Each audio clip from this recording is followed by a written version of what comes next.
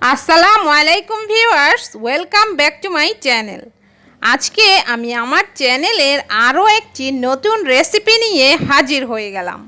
আমার আজকের রেসিপি সিপি স্টাইল সুইট চিলি সস। এই সসটি আপনি চিকেন ফ্রাই, ফ্রেঞ্চ ফ্রাই এবং বিভিন্ন রকম কাবাবের সাথে খেতে পারেন। এই সসটি মার্কেটে কিনতে গেলে কিন্তু অনেক দাম, অথচ বাসায় আপনি এটি খুব অল্প উপকরণে এবং কম খরচে খুব সহজে বানিয়ে ফেলতে পারবেন।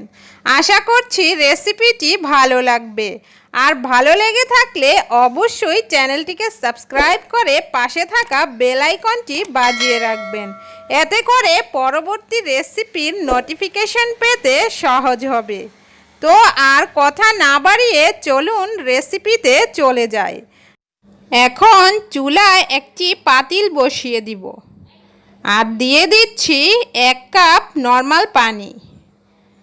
পানি দেওয়া হয়ে গেলে এবার আমি দিয়ে দিব 6টি শুকনো মরিচ। মরিচগুলো আমি মিডিয়াম ফ্লেমে রেখে রান্না করব 5 থেকে 6 মিনিট। 5 থেকে 6 মিনিট রান্না হয়ে গেলে তারপর আমি এই মিশ্রণটি ঠান্ডা করে নিয়ে ব্লেন্ডারে ব্লেন্ড করে নিব। ব্লেন্ডারে কিন্তু বেশিক্ষণ ব্লেন্ড করা যাবে না, শুধু 1 মিনিট ব্লেন্ড করা লাগবে। 1 মিনিটের বেশি কিন্তু ব্লেন্ড করতে যাবেন না, তাহলে মিশ্রণটি বেশি মসৃণ হয়ে যাবে। আমার মিশ্রণটি হয়ে গেছে। এবার আমি চলে যাব চুলায়। চুলায় একটি পাতিল বসিয়ে এবার আমি মিশ্রণটি ঢেলে দিব। এখন দিয়ে দিচ্ছি 1/3 কাপ চিনি, দিয়ে দিচ্ছি 1 টেবিল স্পুন কুচানো রসুন। রসুনটা ভালোভাবে কুচি করে নিতে হবে। দিচ্ছি লবণটা পরিমাণ মতো দিতে হবে। এবার আমি একটি বাটিতে 2 টেবিল স্পুন কর্নফ্লাওয়ার নিয়ে এর সাথে 2 টেবিল স্পুন পানি দিয়ে ভালোভাবে মিশিয়ে নিব। মিশিয়ে আমি এই মিশ্রণটি সাইডে রেখে দিব। দেখুন মিশানো হয়ে গেছে। এখন আমি চুলার আঁচটা মিডিয়াম রেখে এই সসটা রান্না করব। ভালোভাবে নেড়েচেড়ে রান্না করতে হবে, নাড়ানো কিন্তু থামানো যাবে না। দেখুন এই সসটি রান্না করতে আমার সময় লেগেছে 8 মিনিট। এখন আমি দিয়ে দিব 1/3 কাপ সাদা ভিনেগার দিলে সসটা অনেক দিন ভালো থাকে। এখন দিয়ে দিচ্ছি গুলিয়ে রাখা কর্নফ্লাওয়ারের মিশ্রণটি। এই মিশ্রণটি কিন্তু এক হাত দিয়ে ঢালবেন, অন্য হাত দিয়ে কিন্তু এরকমভাবে নেড়েচেড়ে নিতে হবে।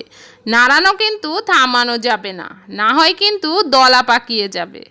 কর্নফ্লাওয়ারের মিশ্রণ দেওয়ার পর 2 মিনিটের মতো রান্না করতে হবে। দেখুন আমার সসটি রান্না হয়ে গেছে। সসের কালারটা দেখুন কতটা সুন্দর এবং লোভনীয় হয়েছে। অনেকে কিন্তু এই সসটি রান্না করতে টমেটো সস ইউজ করেন শুধু কালার নেয়ার জন্য। আমি কিন্তু কিছুই ইউজ করিনি। দেখুন শুধু মরিচ দিয়েই এত সুন্দর কালার হয়েছে। আপনি যখন তৈরি করবেন তখন বুঝবেন যে কালারটা আসলেই কতটা সুন্দর আর লোভনীয় হয়। এবার সসটি যখন ঠান্ডা হয়ে যাবে তখন এয়ারটাইট কোনো বোতল বা বক্সে রেখে নর্মাল ফ্রিজে রেখে আপনি এই সসটি সংরক্ষণ করতে পারবেন পুরো 1 বছর। তো ভিউয়ার্স, ভিডিওটি কেমন লাগলো তা কমেন্ট বক্সে কমেন্ট করে জানাতে ভুলবেন না। দেখা হবে নেক্সট এপিসোডে। ততক্ষণ সবাই ভালো থাকুন।